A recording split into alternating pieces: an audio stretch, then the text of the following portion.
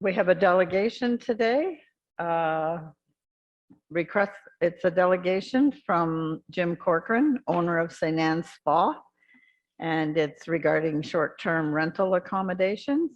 And if I can have a mover from council to approve the speaker. Mike, second. Deputy Mayor Gibson, all in favor? Carrie. Do you want to come up, Jim, to the mic? Thank you.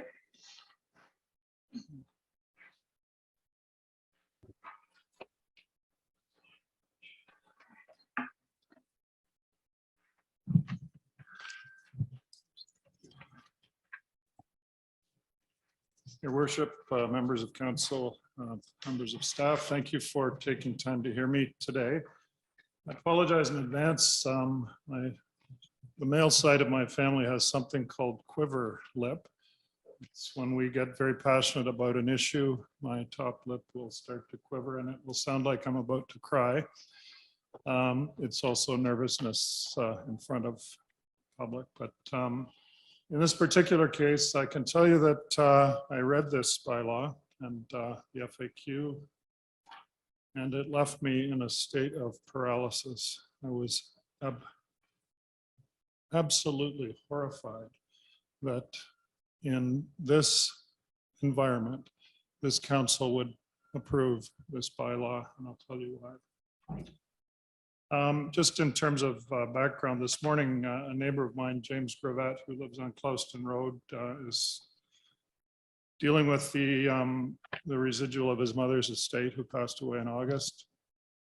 I've known the Gravetts for years. I bought property for them. And as we sat down to chat, he told me one of the stories he remembers is when his parents first moved to Grafton, they were asked to attend a meeting called by the Wilmers and the Allens, neighbors of ours in the 80s. The meeting's purpose was to oppose the Corcoran plan to build tennis courts on their 200-acre property. The Allens felt, and I remember Dr. Allen told me this himself, that the noise of the tennis ball going over the net would disturb his peaceful enjoyment of the countryside. Needless to say, the campaign to stop the Corcorans from building the tennis courts failed, or the campaign failed. But it's odd that that's one of the impressions that was left with this now retiring Toronto police officer, is that meeting that he went to where his dad said on the way out of the meeting, "My God, what's happening to our world?" As a short-term rental business owner, I can tell you there are two reasons that people, or as you may know them as ratepayers or taxpayers, get into short-term rental. One is because they want to share a piece of their piece of paradise with other less fortunate people, or because they need to for financial reasons. A touch of my sarcastic wit is going to be expressed to you in the form of the pros that I find in this bylaw. First of all, this bylaw is great in that it extinguishes the potential for private short-term rental accommodation to compete with my business. Yay, team. Extinguish competition in the marketplace. Because I can't imagine any small homeowner just starting out deciding to go through this process to rent out some rooms or their home to somebody who's less fortunate. This bylaw also is great in that it prevents the possibility of any person in today's market without access to vast amounts of capital from purchasing a home in this township, thus driving up home prices. This bylaw is also great because it is one more way to keep poor people out of our community, just as we can see the town of Coburg is successfully moving forward to try and keep people of color and people who have less means than people who can own lakefront property or enjoy living in a community like this from coming out here for a day to enjoy the beach or fish in the lake or go to St. Anne's. This bylaw is great and it demonstrates for everyone this council's willingness to use a sledgehammer to kill a mosquito thus discouraging new homeowners or entrepreneurs from moving into this township. Like I said, I am aghast at the extent that you've gone to extinguish this harmless, virtually harmless, nothing's harmless in this world, but this very low risk business in our community. The cons, much longer list and not sarcastic in nature. This bylaw creates an uneven playing field for home occupation businesses. No other business owner operating out of their home is subjected to this process and cost of operating. My neighbor has a home business refinishing furniture out of her garage. She spends the day sanding furniture. If I was the kind of neighbor that would object to somebody enjoying our countryside through a bed and breakfast experience, I would complain about how annoying that sanding is, just as the Wilmers complained about the annoying tennis court balls. The red tractor, I go there for corn, as I'm sure many of you do, and fresh vegetables. Causes me to stop on Highway 2 and make a right into their driveway. Edge of the woods. Just check on Facebook Marketplace and you'll find hundreds, if not thousands, of small businesses operating out of their homes, generating income, and ultimately creating new jobs and opportunities and reasons to come to Haldimand Township. But they play by a different set of rules. They don't have to fill out a form. They don't have to pay the township money. They don't have to have Daryl come and inspect their business. They just operate as we have for years in this township.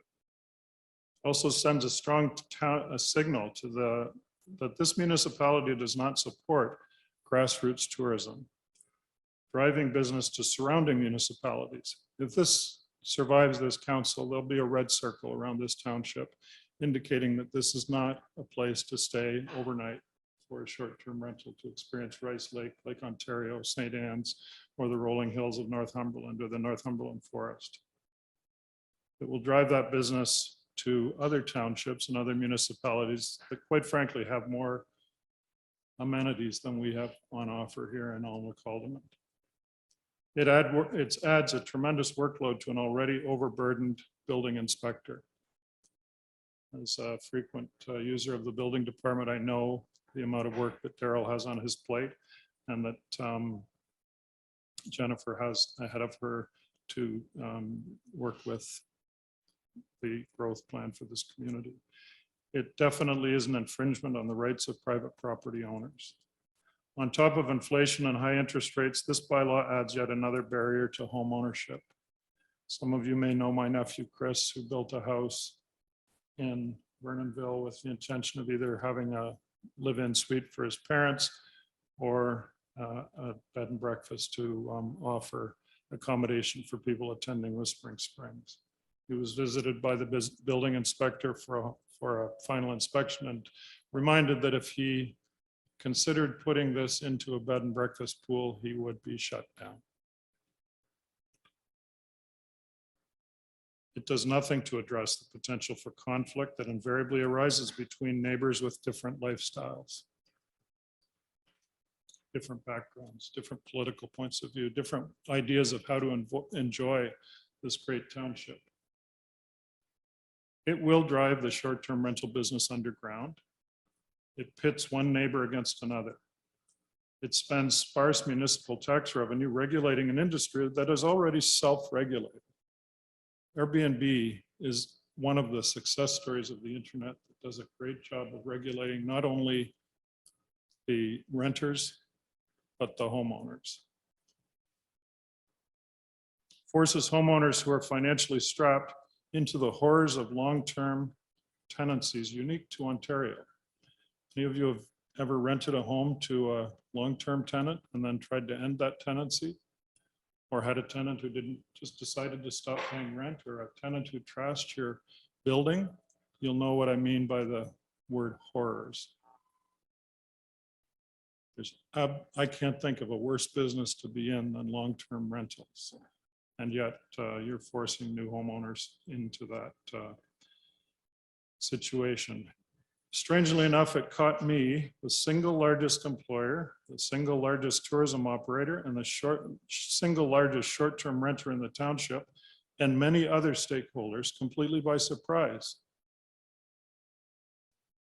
I thought you might have reached out to consult with me, given that I bring 40,000 guests a year to this township. But I had to hear this from other people months after it was passed. And it also affects me now because I bought a house in Grafton and thought I had some options in terms of what I could do with that house, but those options have been reduced significantly. It supports the concept of NIMBYism to the extreme. St. Anne's would never have survived the ire of the concerned neighbors back in the 80s if this council had been in power. Dr. Allen and the Wilmers would have had their wish, which was to see that building fall into the ground as it had started to before we came along and rescued it. Today, St. Anne's brings 40,000 short-term renters to this municipality every year. This influx of tourists has benefited the municipality and its residents in countless ways. Many have bought homes here. Many return here to experience the many other virtues of this beautiful rural, agri-based lakefront community, and many support local businesses. Many of our guests choose to stay at a local B&B, sometimes to save money, sometimes because we're full, and sometimes because they are looking for a unique and more personal experience with the B&B operator. I'm sure if you look at B&B ads, a lot of them say close to St. Anne's for that reason. Short-term rentals are the saplings in a forest of a tourism positive economy. Prohibiting new short-term rentals and over-regulating existing short-term rentals will extinguish any future growth in tourism for years to come. It's how we got our start. It's how many other small hoteliers got their start, is by renting out a few rooms in a home that they couldn't afford, which was our case. What if my neighbor is a gossip and a busybody, or a racist or a homophobe? Are you going to give me the same remedies that you've given someone who doesn't like someone having a backyard party that goes past 9 o'clock? I don't think so. I respectfully request that this council rescind this draconian piece of prohibition. A sensible alternative, in my view, would be to provide the legal and financial framework for an Alnwick Haldimand business improvement organization to further self-regulate business development through positive mentoring and education, as opposed to bureaucratically heavy, punitive, unenforceable, overreaching regulation by overburdened municipal staff, politicians, and nosy, jealous, self-serving neighbors. Alternatively, you could tone it down, remove the barriers to entry, and stick to more pressing issues like long-term planning, access to affordable housing, roads, sewers, and protecting green space, something I thought my council was elected to do. While I'm here, I'd like to close by telling you how I felt during the government's response to COVID-19. You can't begin to imagine what it has been like for me, my family, my staff, and my customers during 2 years of harassment by government officials, lockdowns, mandates, public shaming, and near financial ruin. Where were all of you during this time of crisis? I certainly didn't feel like you had my back. Perhaps you were busy working on this bylaw to present as we started to come out of COVID, to constrain, regulate, and kill off an important plank in our fledgling tourism industry. I'd be happy to answer any questions if there are any. Thanks, Jim.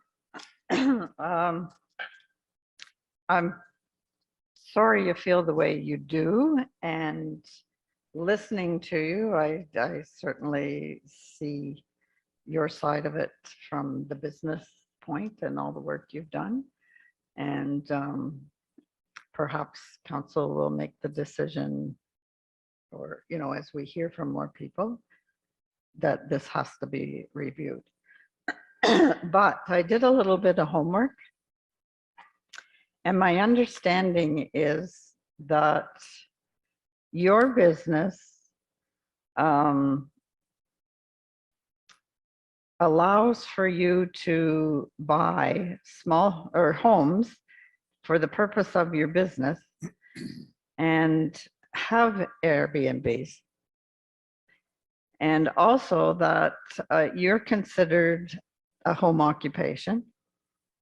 And the concept originally with the St. Anne's business was little villages. So people were coming to enjoy the country life, your guests. And that's in your site plan. And it's in the bylaw.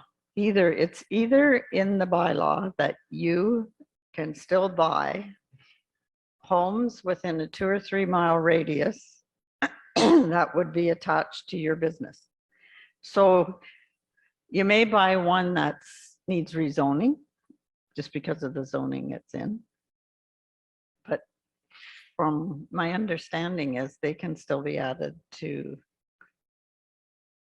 your business because of the fact of what was done when you first started. It's probably about 30 years old. And do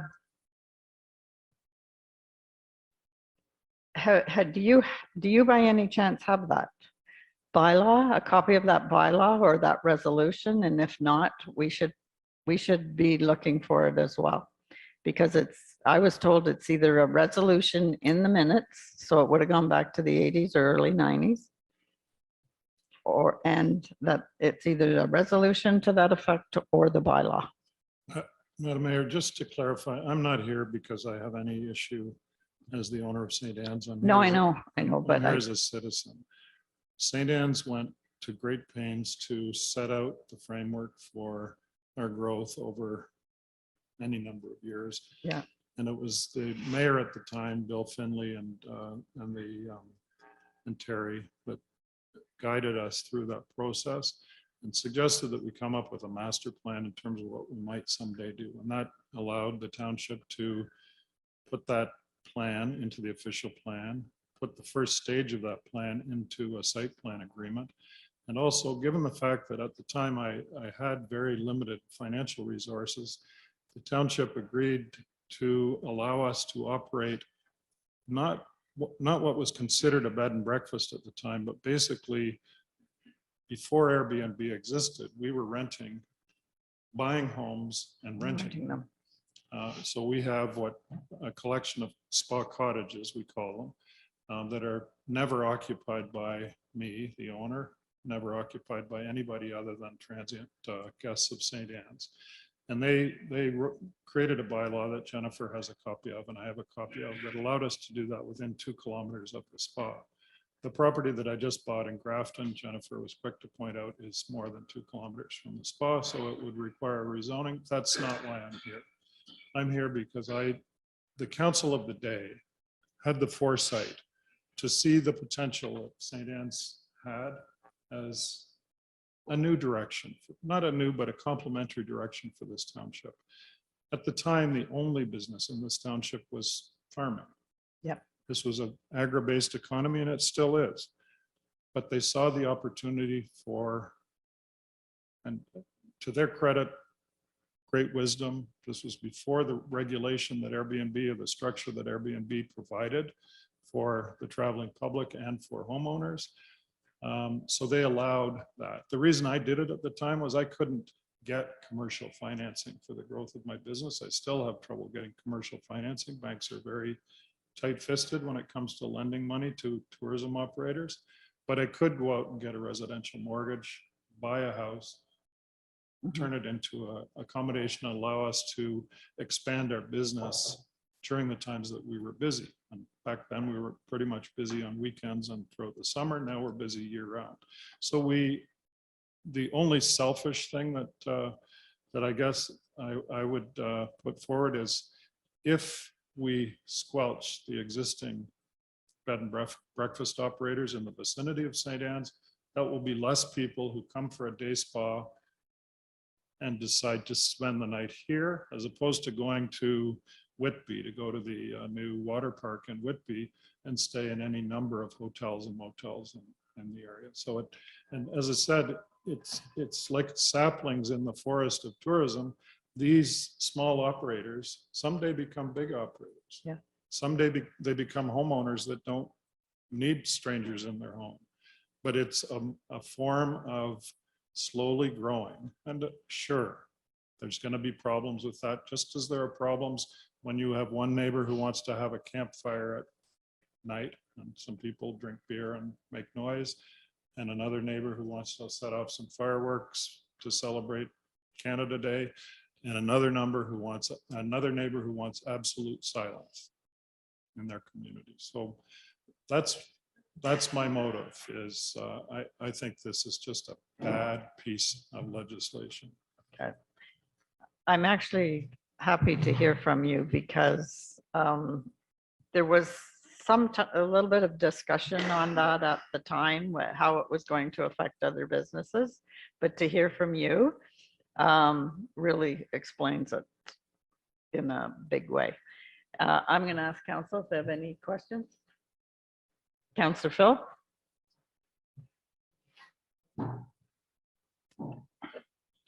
Well, John, thank you for your comments. Jim? Jim, I don't agree with you. And frankly, I find your tone offensive. You know, so many times people get on their horses and run down politicians who have done the best that they can under the circumstances to try to provide good, solid, foundational bylaws for their communities. You know, you proceeded to hit us with the blame game, which, again, I don't appreciate. Your comment about horrors, I can spend half an hour with you and tell you about the horrors of people's land values depreciating because they've got yahoos up and down the street who are renting to 10 plus people when the home was supposed to be for 4, with 6 cars in the yard, a bonfire going, fireworks illegally being set off because there's only 2 days a year that you're allowed to set off fireworks, music blaring, people drunk, people making comments about people who are living on that street, walking up and down the street in the evenings, making lewd comments about their dress or their dog, having their pets pooping on people's lawns up and down the street, and I could go on and on. Frankly, I feel that you have seen only one side of this issue, and that you have nicely painted your point of view with all the beautiful colloquial expressionism that you have at your disposal. We have worked hard on this process. You need to know that it's an ongoing process and that it will be modified as we move forward. But I do not believe that it will be modified to the point of disappearing. I, in fact, am hopeful that if a resident in our jurisdiction has several complaints against them, that they will actually lose their ability to permit and that it will be pulled. And I just you know, property values depreciate for these people. They spent their whole life setting up to retire down here, and boom, what do they have? They have abusive people on both sides of them and absentee landlords that live in China or Japan or some other place in the world, and they buy these properties to invest and grow their capital. They don't care who's running that. They don't care who's there on a Saturday night. They're looking at the money and the appreciation of the value of the property, sir. And I could go on, but I just want you to know there's another point of view here, and I'm hoping that a man of your intellect will see it. Thank you. Thank you. Deputy Mayor Gibson? Yeah. Thanks, Jim, for coming. And I have to tell you, I voted in favor of the bylaw. And it didn't come easy. It was probably the toughest decision that I've made in all of my terms of council, for those reasons that you listed. And you know, there are two sides, but overridingly, when we held our public meeting and when we got comments, it was about, you know, it was from people, as Councillor Phillip described, that were having difficulties. So I would say this bylaw is not like any bylaw, can be changed.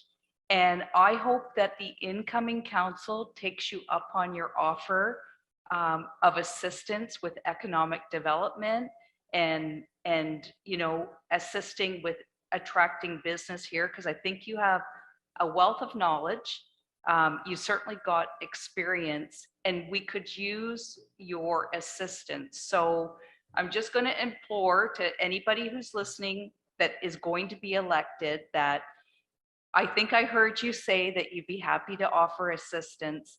And I think that the direction needs to be economic development, because it's a really fine line that we walk between tourism and, as Councillor Phillip described. But we need it. We need tourism in this area, and yeah, and I don't want you to leave here without knowing that I don't think it was an easy thing for any of us to come to a decision on it, and it's good to hear from you, and it's always good to hear the other side. So thank you. Anything further? Greg? No? Through you, Your Worship. Thank you, Jim, for the presentation. The only exception I take to your comments is that this was dropped upon you. We did have a public meeting that was advertised for weeks and weeks for people to attend. We had a lot of people attend. I don't know why you didn't come to that, whether you didn't know about the meeting or whatever, but to insinuate that council just dropped it on people is not true. We did have a public meeting. There was a lot of people. I'm going to say there was 40 or 50 people there probably. And I agree with what Deputy Mayor Gibson saying. It was a hard decision, but we didn't hear anybody in opposition of anything that in fact, they came to us, Jim, and they wanted stronger than what we put in. Can I just respond, Madam Mayor? I'm sorry, but I don't follow council. Perhaps I should. I'm more involved in elections than I've ever been since COVID. I was a school board trustee when I was 18 years old, so I appreciate the work that you do, and I appreciate the tone that you're using with me, Greg and Sherry. Mike, I'm sorry, but I don't appreciate your tone. I'm your employer. We're citizens, and you might take a page out of Pierre Poilievre's recent speech where he said that government works for the people, not the other way around. I've been at this for 32 years. And as I said at the outset, I'm the largest short-term rental operator in this municipality, if not in the province. I don't live in China. I don't live in Japan. I don't do it for my own personal benefit. I do it because I see the faces of the people who come to St. Anne's with joy in their eyes about the impact that coming to St. Anne's, but coming to Alnwick Haldimand has made in their lives. People, I don't know if you follow our website or our social media feed, but we cut down a tree the other day, and we had thousands of people in tears about the impact that that tree had on their lives over the times that they've come there. Our family has always been about sharing what we have with others who are less fortunate. Mike, I apologize for my tone, but I expressed at the beginning that I find this really upsetting. You could have reached out to me and said, we're having a public meeting. Any one of you could. And it's a public meeting that might affect you, because if this bylaw had gone one bit further, I'd be out of business. But as it is, I just think it's, yeah, it had to be a very tough thing for you to do. Many of the meetings that were called by council at the time filled this hall with people. I was at meetings where Bill Finley had to break up fist fights between people in the community, and that was over the water business, the spa. People don't like change. People don't like a lot of things. And having to create bylaws under those circumstances is never easy. But I think this bylaw needs to be revisited. Perhaps it will be by the next council, depending on how the election turns out.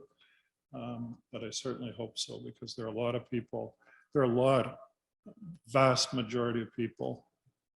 This couple here, for instance, who came to attend this meeting, Gary works for me and sees a lot of those people coming to St. Anne's and seeing the benefit of their visits to St. Anne's, but he's also a small business operator with a bed and breakfast in his own home.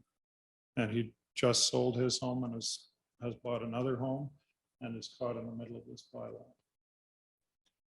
So I would suggest to you that despite the crowds that show up for public meetings, because there are some people who are very good organizers, the vast majority of bed and breakfast operators don't, and the vast majority of bed and breakfast customers don't match the description that Councillor Philip has given us of what a bed and breakfast or a short-term renter looks like. They're usually wonderful people just wanting to have a little slice of paradise. I have long-term residents who do all of the things that you described, and we don't have this kind of a bylaw to deal with them. Thank you very much for your presentation. I think it's given us all something to think about as well. And as I said before, and as Sherry has said, this bylaw will be reviewed throughout at times, because there will need to be changes. Your business, very highly respected and promoted through the county. I just was at a meeting the other day and they were talking about St. Anne's. So you've taken the years to establish it. And I think, personally, I think with what you presented to us, can go back to our planner and economic development person. Jennifer Current is also economic development. And maybe she can find some places, or maybe we need to, or the new council needs to look at the actual established long-term businesses and how this bylaw is affecting you. I mean, it was a tough go at the time. I'm not taking that away from the council, because we did hear a lot and we did have an awful lot of problems. And we have to have a bylaw to be able to enforce certain things. So Understand. And yeah, I'm sorry for my tone. I just I don't talk often, but when I do, I talk. that's a lot. okay. Yeah, Thanks. understandable. Thank you.